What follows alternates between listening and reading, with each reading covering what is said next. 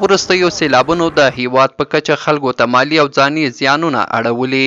غزنی ولایت هم یو له هغه جملې ولایتونو څخه دی چې وروستیو سیلابونو پکې خلکو ته سخت مالي او ځاني زیانونه اړولي دي، چې له هغې جملې یو هم د غزنی ولایت د فوټبال دولتي سټیډیوم دی چې سیلابونو یې رنګ وربدل کړی. یوسف کارګر د افغانستان د فوټبال فدراسیون رئیس او ورسره د بدني روزنې او ورزش معاون حافظ احمد جان غزنی ولایت ته په سفر کې له یاد سټیډیوم څخه لیدنه وکړه او د هر راز همکارۍ وعده یې وکړه. ښاغلی کارګر ویل چې یاد سټیډیوم په نړیوالو معیارونو برابر سټیډیوم دی چې متاسفانه وروستیو سیلابونو خراب کړی. موږ راغلي یو چې د دغه سټیډیوم راپور د فوټبال نړیوال فدراسیون یا فیفا سره شریک کړو. استادیوم تقریبا معیاری به سطح بین المللی جور شده بود، میدان ازی که از طرف فیفا جور شده بودن که وام بسیار زیاد متضرر شد. ما به خاطر دوباره بازسازی از این استادیوم، دوباره برای بازسازی میدان از این استادیوم ما آمدیم که دیدن کنیم از نزدیک و راپور را برای سازمان جهانی فوتبال فیفا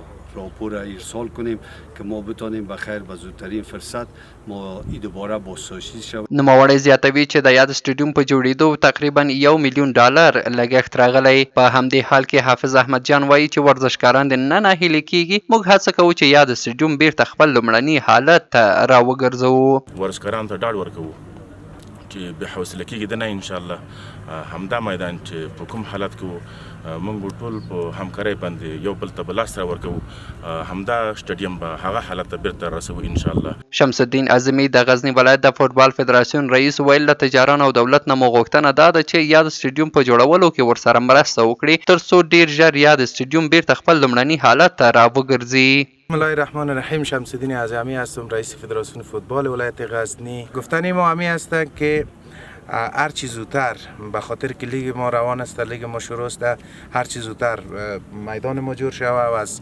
تجار ملی، از مردم عزیز ما و از ورزشکارای عزیز ما همی خواهش ما همی است که زودتر بیان اقدام کنن، جور کنن تجارای عزیز ما که ما بتونیم جلوگیری دوباره از این ما بگیریم.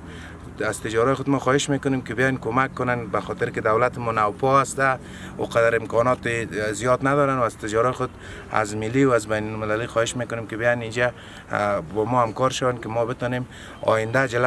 د غزنی ولایت ورزشکاران هم له دولت نه د استادیوم په جوړولو کې د عاجل همکارۍ او مرستې غوښتنه کوي که هر چیز زودتر اقدام کنه، میدان ما بازسازی شود به زودترین فرصت، چون ورزشکارا بسیار مایوس است از لحاظ ذهنی فکری. دا په داسې حال کې ده چې په غزنی ولایت کې وروستیو سیلابونو تقریبا 9 نفره وژلي او خلکو ته یې سخت مالي زیانونه اړولي دي. عبدالخالق وصال، شمله رادیو، غزنی.